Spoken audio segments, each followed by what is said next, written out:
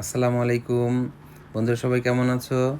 আজকে আমি আমার কর্মস্থল উপজেলা স্বাস্থ্য কমপ্লেক্স জীবননগর চুয়াডাঙ্গা সম্পর্কে তোমাদের একটু দেখাবো। এটা চুয়াডাঙ্গা জেলা জীবননগর উপজেলায় উপজেলা সদরে অবস্থিত উপজেলা স্বাস্থ্য কমপ্লেক্স জীবননগর। এখানে একটা এই সুন্দর মনোরম পরিবেশ।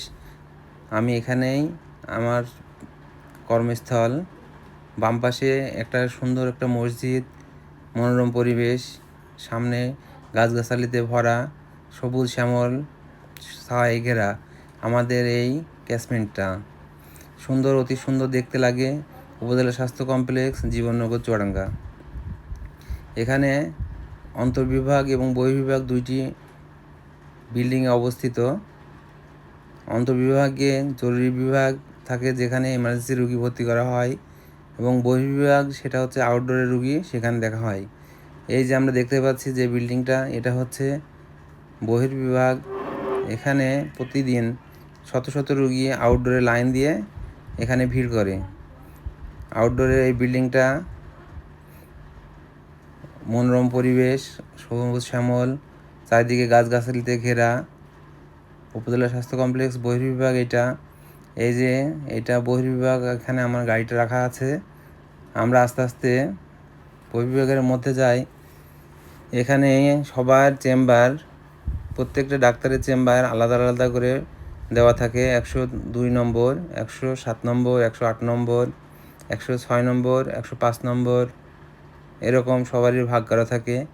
এই যে বহির্বিভাগে এখান থেকে লাইন দিয়ে টিকিট সংগ্রহ করতে হয়।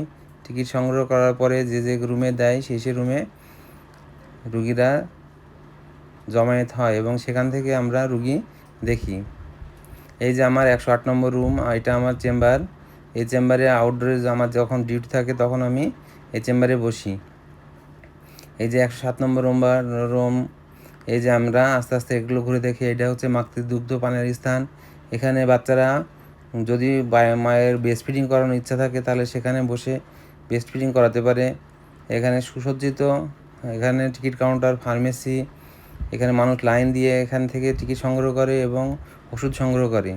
এরপরে আস্তে আস্তে আমাদের এখান থেকে আছে অফিস কাউন্টার। অফিসিয়াল লোকজন এখানে থাকে। এই যে অফিস দেখতে পাচ্ছি আমরা, এখানে আমাদের অফিসিয়াল প্রশাসনিক যাবতীয় কাজ এখানে করা হয়।